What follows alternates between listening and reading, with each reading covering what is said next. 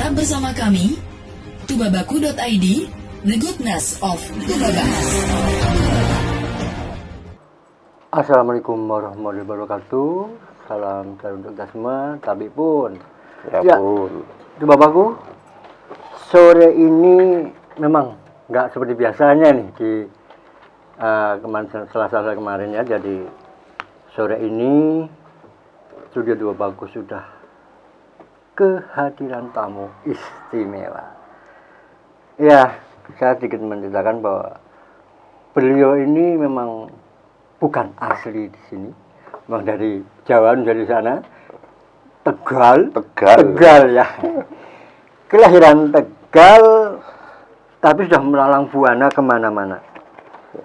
Dan yang menarik dan sangat istimewa buat beliau ini adalah baru saja mungkin 2 hari yang lalu, 2 atau 3 hari yang lalu ya, beliau sudah menyelesaikan strata 3. Waduh, berat sekali kalau strata 3 ini.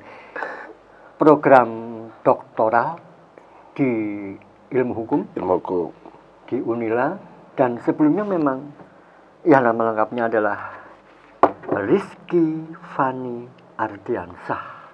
Tapi kalau lengkap ya Dr. Rizky Fani Ardiansah SHMH, dan M-nya cum laude lagi. Ya, selamat Mas Rizky. Terima kasih. Ya, beliau ini juga di samping itu kerja hari-hari beliau adalah Kepala Seksi Pidana Khusus Kasipitsus di Kejaksaan Negeri Tulang Bawang Barat. Nah, gini Mas Rizky, selamat datang di Studio Tubabaku, dan terima kasih, ini sangat terhormat kami bisa kehadiran Mas Rizky. Mungkin bisa cerita sedikit sih soal kemarin pas sebelum ya jadi dinobatkan atau mungkin ini dia ditasbihkan sebagai doktor di bidang hukum. Wah, ini memang sangat luar biasa kalau seorang kasipitsus sudah menjadi doktor seperti itu. Seperti apa Mas Rizky?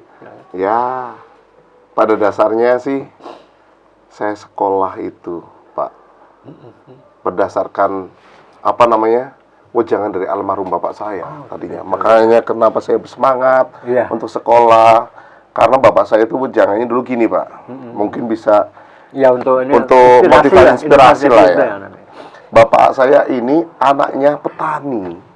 Anaknya 9 bersaudara. Zaman dulu banyak rezeki gitu ya. Tapi kan mbah saya kan hanya bisa menyekolahkan bapak saya sampai SMA saja. Oh begitu. Dan bapak saya suruh cari kerja sendiri. Alhamdulillah bapak saya jadi PNS dari SMA. PNS ya? Iya, PNS SMA. Golongan 2 ya. Di Tegal. Ya.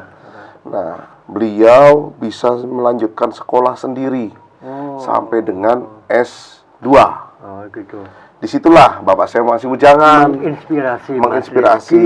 Jadi sekarang bisa menjadi. Iya, ngomong seperti ini. Kalau bapak almarhum bapak saya ngomong, kalau bapak bisa sekolah sampai S2, minimal kamu dengan fasilitas iya kata orang kawan kudu luwih minimal setara lah gitu. Kalau bapakmu biaya sendiri, minimal kamu beasiswa. Disitulah menjadi motivasi saya. Dan terwujud sekarang. Terwujud alhamdulillah, dari pertama sampai S3 beasiswa semua. Beasiswa bukan biaya sendirinya. Tidak, alhamdulillah. Itu yang menjadi inspirasi saya. Seperti itu. Amazing sekali, betul ya. Jadi seperti ini ya, orang tua juga gitu. Itu kan ada kehidupan, ada P3 ya. Iya. Pendidikan. Iya. Kemudian pekerjaan. Benar. Perkawinan. Kalau yang 2 ini belum dilewati, jangan P3. Nah. Dan itu saya jalani. Saya jalani betul. Makanya saya telat nikah, karena 2 ini memang sudah saya jalani baru. Itulah, itu memang ya seperti itu kalau filosofi dari dari orang tua saya dulu. Tapi memang betul ya, jadi menyemangati Mas Rizky sampai sekarang menjadi seperti sekarang. Iya. Nah, kita kembali ke disertasi. Saya sudah pegang abstraksinya nih. Sudah dapat dulu ya? Iya, abstraksi. Saya sudah nyimak dulu, dapat bocoran. Saya sudah baca sekilas. Ini judulnya ini apa ya? sangat menggelitik. Sistem penetapan benda sitaan milik korban, Iya. tindak pidana dalam KUHP melalui pemeriksaan dahuluan. Sebelum menjelaskan ini, sebelumnya kan kalau benda sitaan itu kan bukan milik korban, pelaku. Kenapa ini milik korban? Nah, ini yang perlu masyarakat juga tahu, Iya. Pak. Jadi, kenapa namanya benda sitaan? Beda loh Ya, di bukan- dalam ranah bukan pidana. barang sitaan. Bener. Benda sitaan, barang bukti menjadi barang rampasan. Beda. Iya, betul. Beda. Bedanya seperti ini. Di dalam hukum pidana itu, sistem peradilan pidana itu ada namanya tahapan. Ya, oke. Betul. Praadjudikasi, adjudikasi, dan post-judikasi. Setelah ya. Nah, kenapa namanya benda sitaan di tahap praadjudikasi? Praadjudikasi. Karena secara teori diferensiasi fungsional itu masih kewenangannya penyidik. Penyidik ya. Praadjudikasi yang bisa melakukan penyitaan kan penyidik tuh. Penyidik ya, betul. Makanya benda-benda yang disita itu milik penyidik, namanya benda sitaan. Ya, sitaan. Oh, gitu. Kenapa berganti menjadi barang bukti? Karena yang beban pembuktian itu ada di jaksa. Oh, Jaksa kan membuktikan. Membuktikan ya. kesalahan. Ini loh buktinya kalau lo Iya. melakukan sesuatu. Makanya benda tersebut berubahlah menjadi barang bukti. Ya. Kan gitu. Karena Oh, beban ya. pembuktian di jaksa. Harusnya Di seperti tahap itu, tahapannya adjudikasi. seperti itu ya. Benar sekali. Terus kenapa menjadi barang rampasan? Karena bisa merampas untuk negara, dirampas untuk dikembalikan. Itu hakim. Hakim. Oh iya. Iya. Nanti praadjudikasi tadi. Praadjudikasi, post-adjudikasi. Post-adjudikasi, maaf, Gitu. Makanya lah itu kenapa namanya benda sitaan milik korban. Nah, itu. yang Saya beranjak dari pengalaman saya. Oh gitu, ini Iya, pengalaman pribadi. Iya. Iya. Jadi di dalam suatu kasus pidana kita kan menganut namanya due process of law, sistem hukum kita nih, KUHP ini. Due process of Ya, law. mengedepankan kesetaraan. Saya udah agak lupa ingat udah 10 tahun. Kan dulu kan ada crime control Iya, model, betul. full HIR kan itu, Iya. due process of law. Iya, bahasa Belandanya itulah. Iya. Pakai HIR. Itu mengedepankan kesetaraan. Kesetaraan. Ya. Kesetaraan. Namun kesetaraan di sini itu hanya, coba Bapak lihat, hanya pelaku pidana saja yang diberikan hak-haknya. Oh begitu ya. Iya. Contoh dari praadjudikasi. Pelaku tindak pidana tersangka ya bisa melakukan pra peradilan. Ya itu betul. Ya, Itu didampingi lazim. penasihat hukum, ya kan, bla bla bla, Lazim, sampai betul, dengan ya. putus aja Putus nih. masih dianggap bisa, gitu. masih bisa nih. Contoh minta grasi, banding, sama. Nah, sekarang saya mau tanya, korban ada nggak haknya? Ya selama ini memang nggak ada korban, sudah mentak di situ jadi korban dia. Korban itu diwakilkan oleh negara. Oh gitu ya. Diwakilkan Ya, oleh negara. jaksa sama ke penyidik lah. ya. Ya. Polisi. Tetapi tugas penyidik dan jaksa selama ini ya hanya membuktikan perbuatan material si tersangka saja. Itu ya pembuktian material. Tapi Apa nih yang tapi untuk barang bukti gimana? Nah itu. Nah, sedangkan di KUHP itu nggak ada pengaturan, hanya Ya. ada namanya ganti kerugian ada bisa, ya, tetapi perhitungan kan susah nih. Ya. Nah, di dalam KUHP itu kan nggak diatur, tetapi diatur sendiri itu di dalam Undang-Undang Perlindungan Saksi dan Korban. Oh iya. Nah, yang mana di dalam Undang-Undang Saksi dan Korban itu ada perlindungan harta benda. Itu ya maksudnya Ya, kan situ ya. tapi ada tapinya nih. Masih ada tapinya. Tidak diatur bagaimana perlindungannya. Perlindungannya seperti apa? dan cara formulanya seperti apa? Benar gitu ya. sekali. Formulanya seperti apa? Benar nanti? sekali, nggak ada. Nah, contoh nih. Korban sudah menjadi korban, menjadi secondary victim. Nah, Contoh, saya tukang ojek. Ya. Motor saya buat Nyolong lah. Buat contoh, mbak saya motor kan buat cari ojek nih, Iya. buat cari nafkah dari ojek nih kan. Nah, Dibegal lah. dibegal. Dibegal. Motor saya ketemu. Kira-kira motor saya disita nggak? Ya disita. Disita kan? Nah, disita. Nah, kerjaan. saya pinjam pakai nih. Pinjam pakai. Pinjam pakai kan bisa nih. Iya, bisa. Tapi yang namanya pinjam pakai kan ada diskresi. Iya, artinya Kebijakan masing-masing, dan ya kita kan? harus melanggar itu tadi diskresi itu ya. Benar. Nah, kebanyakan ya, kita tidak pungkiri lah. ada apart yang baik, ada apart yang tidak baik. Betul. Nah, ya kan? Nah, kebanyakan apabila karena ini diskresi bertemu dengan apart yang tidak baik, ya kan? Yang nggak baik hati Ya, dimanfaatkanlah itu. Oh gitu. Ya kan? Pinjam pakai, ada sesuatu lah untuk kepentingan. Ya, inilah. Nah, Nah, itu. bener. Kita berbicara, saya berbicara bukan Iya. sebagai jaksa ya. Lah, iya. Tapi sebagai akademisi nih. Justru itu tadi saya katakan ini belum masuk ke pinsus. Nah, ini kan akhirnya apa? Korban sudah menjadi korban nih. Korban lagi. Menjadi Jadi korban korban lagi. Nah, itu. Iya, betul. Sedangkan tujuan hukum sendiri Melindungi ada 3. korban. Ada 3, Pak. Tiga. Keadilan, kepastian, dan kemanfaatan, ya kan? Dan sekarang kita berbicara kemanfaatan untuk korban mana? iya. Kan gitu. Sedangkan azas kita sendiri speedy trial, peradilan cepat. Kalau umpamanya mengikuti aturan yang ada, ya kita bisa korban Ya, menunggu makin waktu yang lama. Lah itu Iya nggak? dirugikan mata. Benar. Nah, ini ada kasus contoh lagi nih. Apa? Contoh. Ada kasus waktu saya tugas di salah satu kota lah, saya nggak sebutin ya. Ya udah pokoknya negara entah perintah. Ah, iya. Jadi saya jaksanya nih. Barang bukti korban ketemu. Dilakukan penyitaan. Iya. Ya kan? Disita. Tapi yang jadi permasalahannya tersangkanya kabur. Oh gitu ya? Iya, di tahap penyidikan. Di dalam sistem peradilan pidana sendiri itu nggak ada di aturan untuk disidangkan tersangkanya kabur tanpa ada tersangka in absen, nggak ada. Kecuali kalau hukum pidana mungkin in absentia.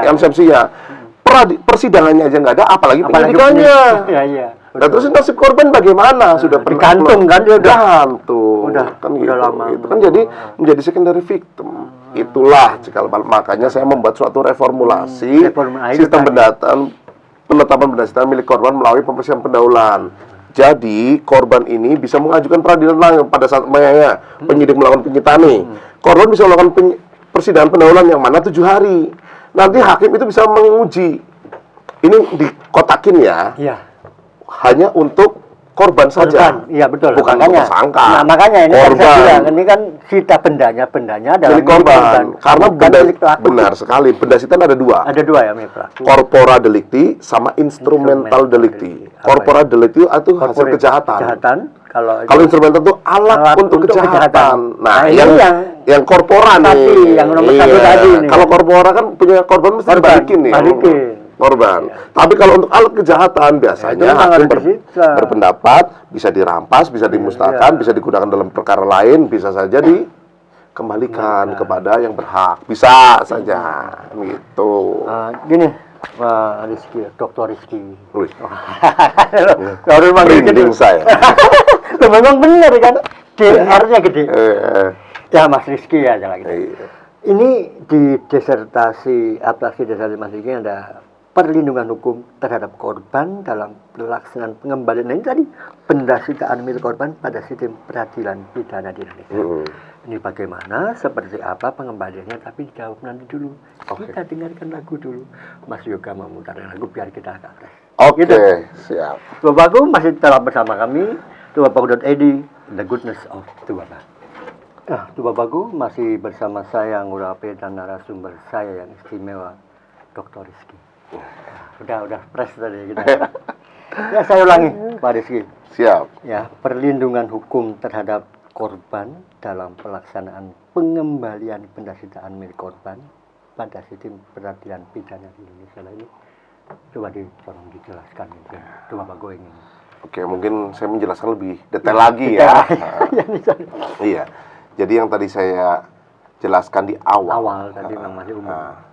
Korban itu di dalam sistem peradilan pidana kita berbicara senyatanya lah, senior realnya sudah menjadi korban, kembali. Kadang bisa bisa menjadi korban kedua, ketiga, keempat dan seterusnya, kan gitu. Oleh kebijakan-kebijakan pemerintah, kan seperti itu. Karena ingat, salah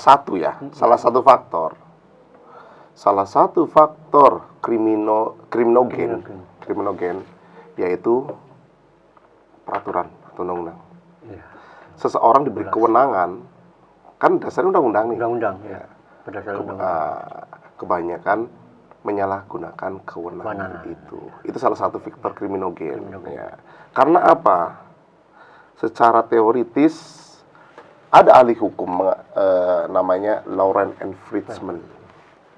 Bekerja di sistem hukum itu biar bagus itu ada 3, Apa saja? yaitu substance, Substansi. aturannya harus bagus, Ya, substansinya. substansinya substance, structure, Strukturnya. struktur dalam materi aparatnya nih, Aparatnya. dan culture, Budaya. budaya hukumnya, budaya masyarakatnya. Ini harus bersinergi nih Pak. Iya, tiga-tiganya Iya. harus berkaitan. Ya. Ini kan mensinergi, ini kan susah, gitu kan. Mau nggak tuh Iya, tiap orang berbeda-beda. beda ya, kan memang itu. persepsinya memang beda-beda. Makanya untuk perlindungan yang tadi saya bilang, korban itu nggak punya nih hak nih, nggak punya hak, nggak punya, ya tidak diatur lah, belum terakomodir secara penuh haknya. Sedangkan teori negara hukum yaitu salah satunya perlindungan HAM. Ya, HAM. Iya, human rights. Ya. Iya. Human rights. Iya. Gitu. Karena Safarovic mengatakan, ahli viktimologi Safarovic mengatakan perlindungan korban sama saja dengan perlindungan hak asasi manusia. Seperti itu. Disetarakan dengan hak Iya, kan harus setara dong. Kita hanya jangan melihat hak tersangka saja, pelaku pidana harus korban. Justru malah korban sebetulnya. Iya, makanya dengan sistem peradilan penetapan benda sitaan milik korban melalui pemeriksaan pendahuluan. Kenapa pemeriksaan pendahuluan nih kan? Karena di RUU KUHP yang baru, RUU ya, Iya, masih RUU. ya. Itu ada namanya hakim pemeriksa pendahuluan. Jadi sebelum disidangkan, Iya. ini baru. Jadi berbeda dengan hakim pra peradilan. Iya. Kalau pra peradilan kan itu hanya melihat formil saja, benar kan? Hanya formil saja. Materialnya enggak. Tapi di sini pun di pemeriksa pendahuluan ini Formil dan material. formil materialnya, tapi bukan perbuatan material ya, Iya. tapi materialnya. Materi dari pokok perkara. Iya, itu. Bener nggak barang bukti ini, benda yang disita ini ada esensinya nggak nih untuk pembuktian? Ya. Contoh, Analisa seperti itu. ada suatu peristiwa pidana di pub, saya tidak perlu nyebutin daerahnya. Pokoknya dientah-berentah. Iya, negara antah berantah itu loh. Ribut, ditusuklah orang korban. Akhirnya dibawalah sama pemilik pub ini. Pemilik pub ini itu lokus deliktinya di pub itu. Dibawalah pakai mobilnya si pemilik pub untuk dibawa ke rumah sakit. Mobilnya nanti disita. Iya. Sampai rumah sakit meninggal. Nah, mobilnya disita. Karena meninggalnya di mobil. Padahal di rumah sakit. Rumah sakit tapi bawanya mobil. Sarananya sarana. Tapi kan bukan untuk sarana kejahatan. Iya, memang. Kaitannya apa? Menolong itu. Coba. Sebenarnya malah lebih menolong ya. Iya. Kaitannya apa coba? Iya. Kan gitu. Betul. Di Itu sudah sering terjadinya. Karena pengendalian pada kalau menurut saya secara akademisi ya dan secara praktisi pengendalian penetapan itu tujuannya itu bagus. Penetapan. Jadi kita bisa melihat apakah benda ini ada esensinya apa enggak. Kan gitu. Disitanya secara benar atau tidak. Tapi sekarang kan apa yang diajukan untuk penetapan keluar aja. Tidak ada filterisasi. Makanya di situ hakim pemeriksa pendahuluan bersifat binding, mengikat. Jadi nggak mutlak lah, nggak bisa. Iya, mengikat untuk hakim yang selanjutnya. Itu kan konsep yang saya tawarkan.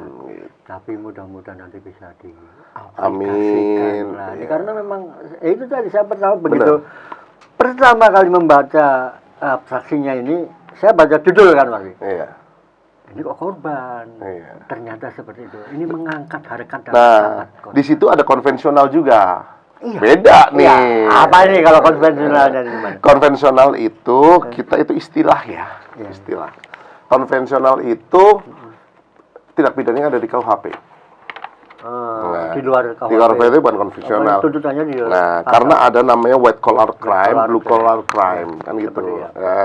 Kejahatan warungan, istilah di hukum kan ada kan itu. White collar crime, kejahatan kerah putih. Ya, kebanyakan kalau terlalu terpelajar lah. Tinggi-tinggi lah. Kalau kejahatan blue collar crime kan warungan lah gitu. Kan istilah seperti itu di dunia hukum kan. Nah, di situ itu kebanyakan karena konvensional ini yang menjadi korban secara power dan ekonomi itu menengah ke bawah, kebanyakan seperti itu. Makanya saya membuat suatu disertasi bagaimana yang simpel tapi outputnya nanti bisa bermanfaat untuk masyarakat. Bisa luas ya. Luas. Jadi jangan sampai masyarakat kecil ini sudah menjadi korban lagi. Jadi tidak ada nanti istilah kita lapor ke penegak hukum, lapor kami nanti hilang sapi. Iya, itu dia. Ini korban lagi nanti. Gitu. Aduh, ini masih banyak banget nih. Tapi mungkin kita agak lebih dikit sebagai profesi dari Mas Rizky. Oke, siap. Mas Rizky adalah kasih pidana khusus, kasih pitsus di Kejaksaan Negeri Tulang Barat. Apa saja Mas yang dikerjain kasih pitsus itu? Jadi untuk kasih pitsus sendiri itu kita bisa melakukan suatu penyidikan yang diatur oleh undang-undang secara khusus. Contoh, tindak pidana korupsi. Yang kedua, HAM. HAM itu ada. Nah, sekarang ini masih digodok nih. Dengan undang-undang kejaksaan baru, kita bisa melakukan pelakukan penyidikan tindak pidana ekonomi. Ya, ya.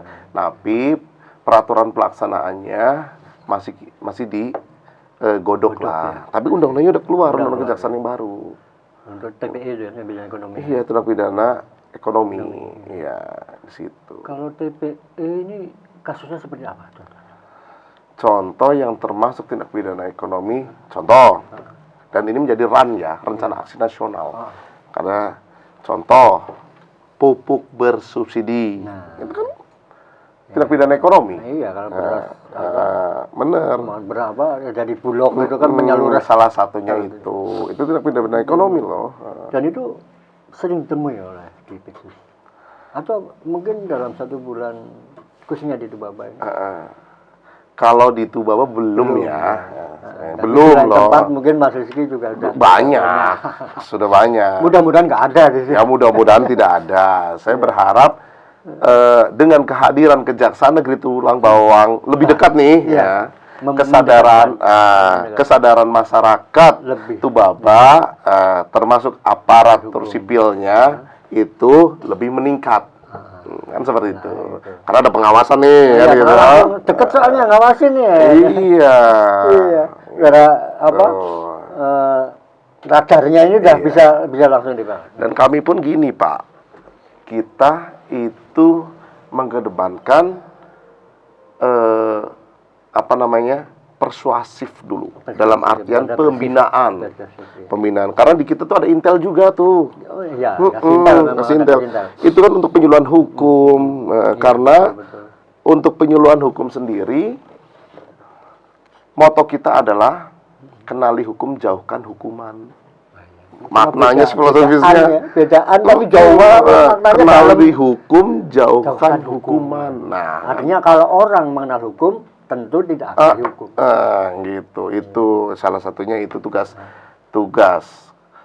tindak pidana Pitsus ya, melakukan tindak pidana korupsi, HAM berat ya, sama kedepannya ekonomi.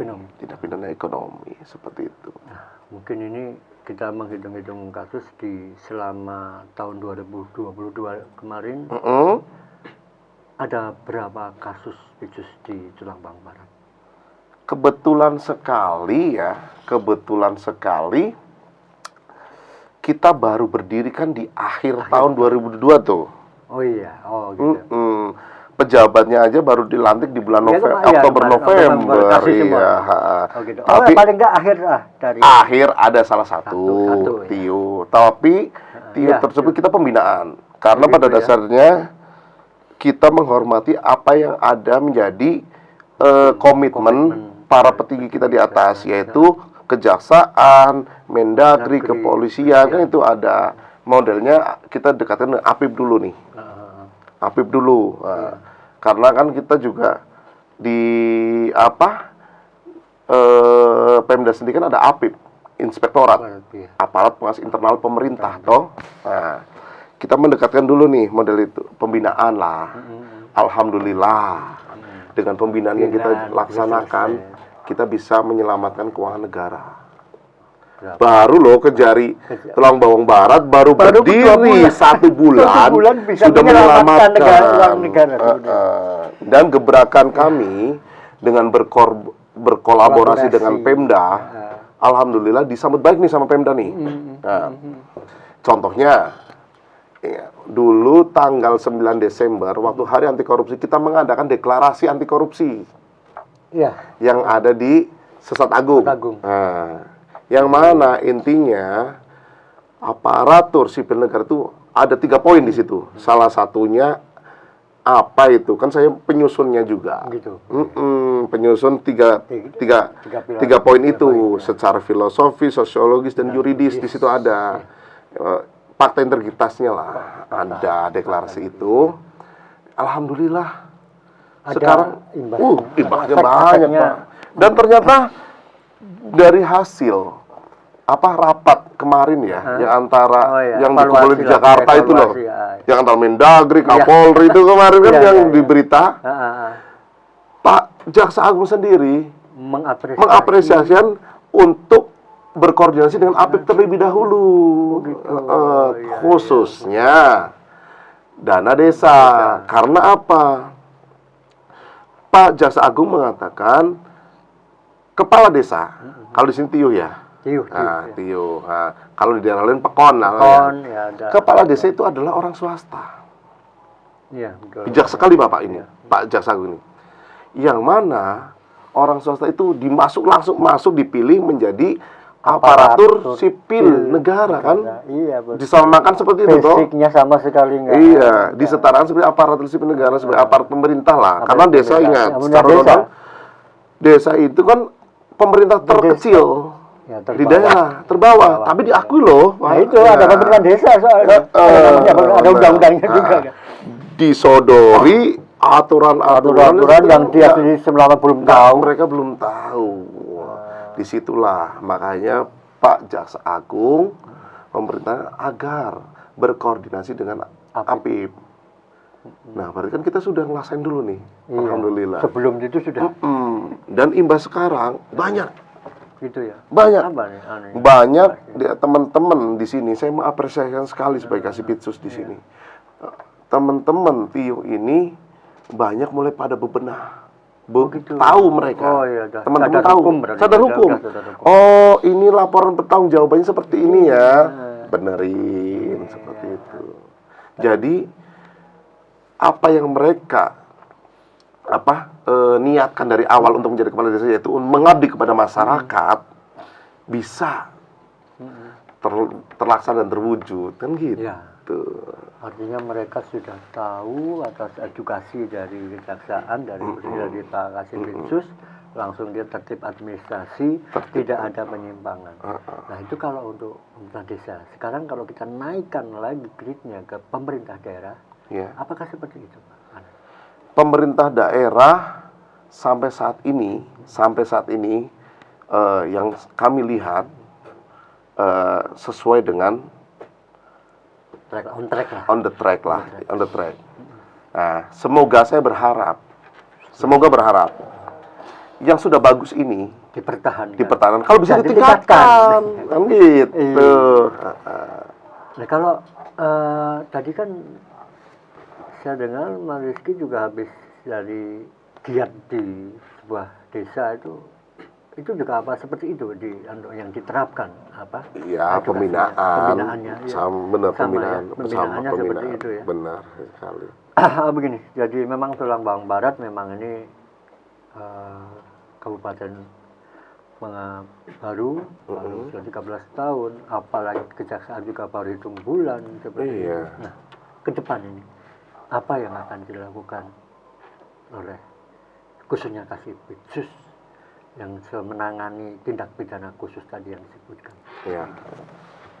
Saya berharap apa yang dicanangkan, mungkin kemarin ide Kejaksaan Negeri Tulang Bawang Barat ya, yaitu menindaklanjuti tentang deklarasi anti korupsi itu yang kemarin tahun 9 itu, fakta integritas fakta integritas itu bisa diamini oleh pemerintah Tulang Bawang Barat. Dalam artian diamini bukan sekedar kita tetapi benar apply. Iya, aplikasi harus dijalankan.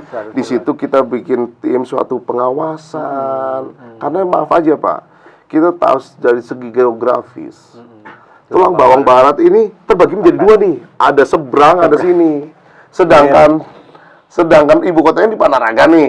Tapi daerah yang seberang kan ada yang dekat mana? Waikanan ya? Waikanan ya. Ada juga kan pengawasnya kurang, ya nggak?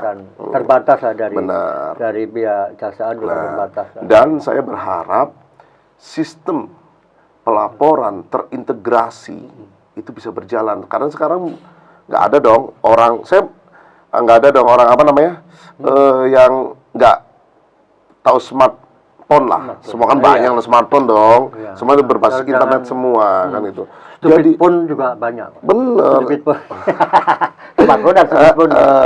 Jadi semua itu terintegrasi dong. Jadi pemerintah daerah ini pelaporannya itu nggak perlu harus benar, tapi dengan harus diaplikasikan. Contoh penyampaian sudah tanda bukti cerat, nanti kan ada kayak foto kan itu, nanti tinggal diklik ini udah nih pelaporannya bagus, ini foto bukti-buktinya. Karena apa? Pengeluaran keuangan negara itu berdasarkan bukti pengeluaran yang real, yang nyata. Bukan hanya kwitansi aja udah, tapi bukti pengeluaran yang real. Keluarnya kemana? Benar, sekali tepat sasaran. Ya, efektif. Makanya tiga kata nih. Yang mungkin juga menjadi moto dari Pitsus. Pitsus cerdas kan pasti bisa. Ya. Pengembangan dari moto Pitsus ini saya ada 3. Tepat, cepat, akurat.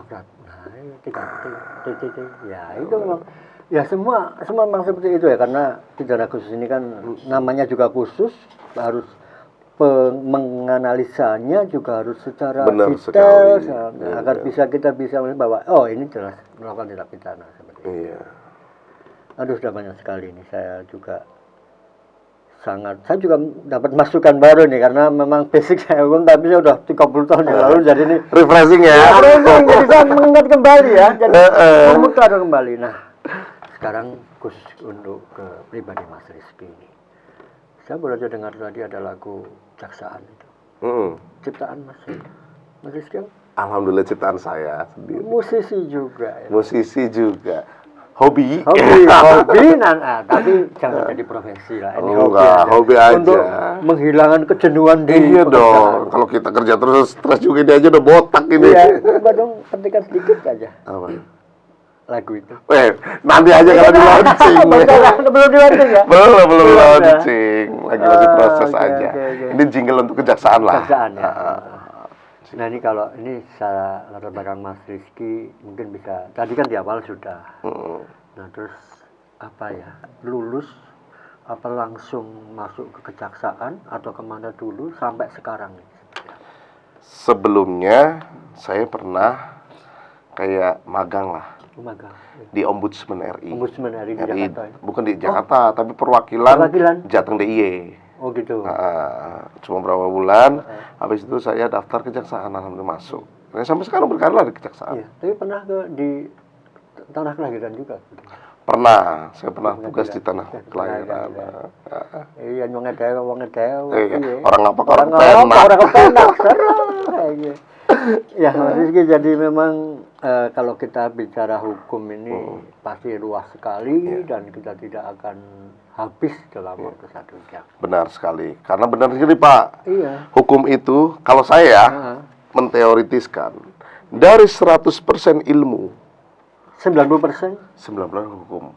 Artinya semua disiplin ilmu pasti ada kaitan sama hukum. Benar nggak? Iya benar. Ya seperti olahraga. Olahraga itu kan atletik.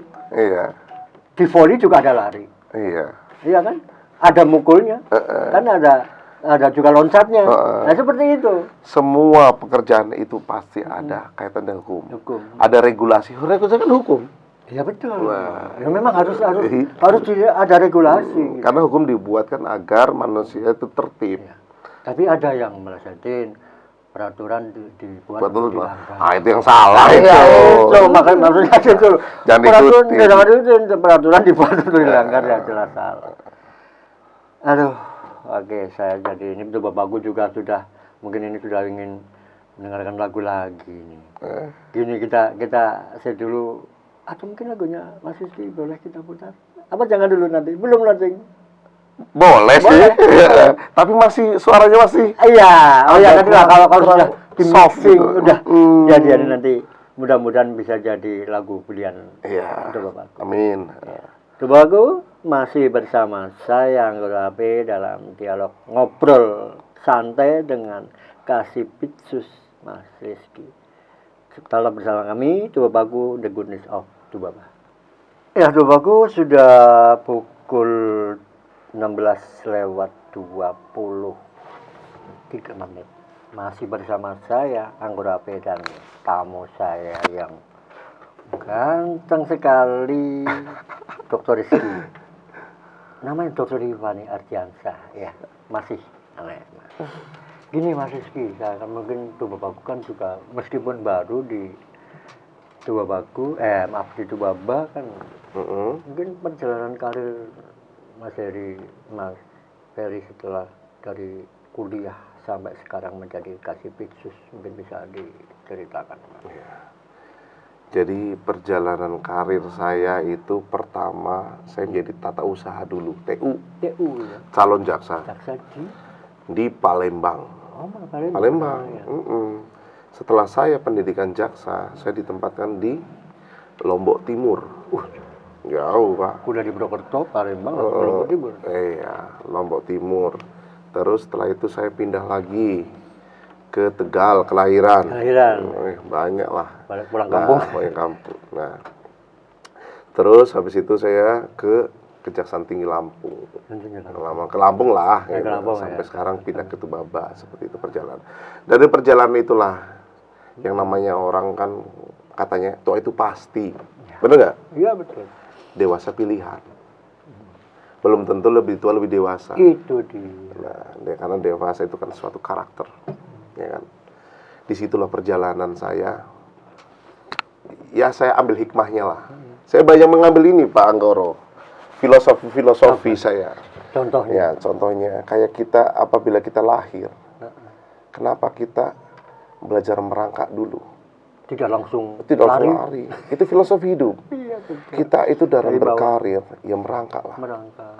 Merangkak dulu, berjalan, terus setelah merangkak belajar berdiri dulu toh, berjalan, baru berlari kan, rambatan step by step ya. Nah itulah karir. Karir itu kalau kita nikmatin, pasti, insya Allah hasilnya ada. Itu matang lah. Itu dilakukan oleh Mas Rizky. Saya lakukan seperti itu. Saya legowo apa segala sesuatu pahit. Sampai maaf aja nih Pak Anggoro. Saya sampai aja meninggalnya bapak saya tidak di tempat, tidak nampil. Saya hanya melihat video aja. Karena apa? Ya kan saya tugas di sini pada saat itu pandemi toh. Sedangkan almarhum bapak saya itu mengharapkan sekali bapak saya bisa melihat saya lulus S3 itu. Mas Rizky nomor berapa? Saya nomor terakhir. Nomor 3 dari 3 bersaudara. Sama saya pontot juga tapi bukan itu. Itu yang membuat saya motivasi cepat selesai. Alhamdulillah 3,5 tahun saya selesai. Sama juga saya juga di Lampung, ayah saya kan di Purbalingga. Saya juga nggak sempat melihat jasadnya. Tahu-tahu turun dari bis di Purbalingga itu kan ini bis stasiun bis, sebelah kan makam pahlawan. Iya. Dari stasiun bis naik beca, saya ngomong masuk ke makam pahlawan, bingung. Kok masuk sampai dilihat. Itulah. Intinya dalam perjalanan karir saya Pak. Ini perjalanan ya buat dari bapak saya. Karena jujur saya mengidolakan bapak saya. Ya itu. bapakku pahlawanku. Nah, bener loh. Itu Asli. bapakku pahlawanku. Bapak saya itu bilang gini, kamu kerja, itu cari jeneng, Nama. jangan cari jenang. Jenang. Makanan. Makanan jenang banyak. Kalau kamu cari jenang, jenengmu rusak. Makanya dalam loh. Tapi kalau kamu cari jeneng, jenang itu insya Allah datang sendiri. Itu makna Jawa, filosofi Jawa, iya. yang menurut saya maknanya banyak. Insya Allah kalau kita kerja, ya, cari jeneng dalam artian prestasi, nama. Oh, siapa sih itu? Iya. Tegal. Oh, mantul. Iya. Bapaknya kan gitu. Itu. Dalam artian gini, kita kalau jeneng itu nama ya. Nama kita kan agar nama kita baik kan kita dengan perilaku yang baik, semua yang baik kan gitu toh. Prestasi. Iya, prestasi. Kawan masyarakat bagaimana? Orang dikenal, orang mengenal kita atas dengan prestasi kita. Iya, benar.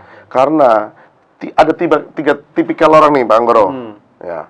Yang pertama, kehadirannya selalu ditunggu.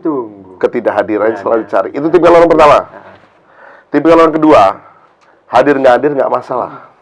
Nah, yang bahaya yang ketiga nih, kehadirannya tidak diharapkan, kehadirannya tidak diharapkan, kehadirannya malah ditunggu-tunggu, semoga nggak hadir nih. Nah, bagaimana agar kita menjadi tipikal orang yang pertama?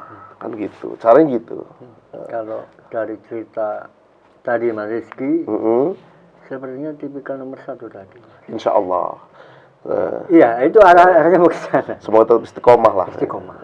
Kita tetap bersyukur apa yang kita dapatkan dan mengharapkan apa yang akan kita dapat. Ini waktu juga yang memisahkan kita.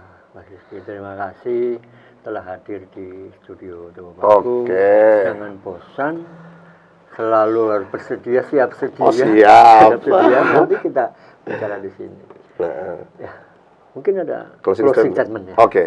Closing statement dari saya. Mungkin ini maknanya kecil. Kalimatnya kecil biasa, tapi maknanya dalam.